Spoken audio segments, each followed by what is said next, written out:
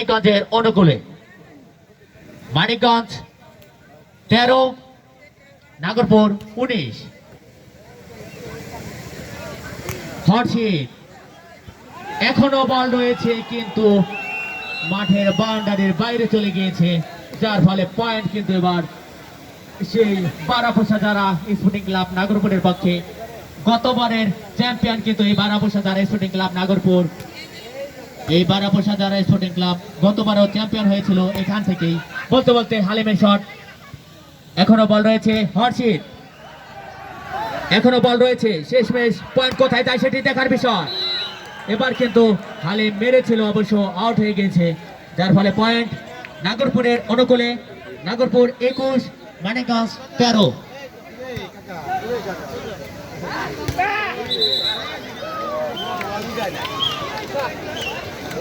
খারাপ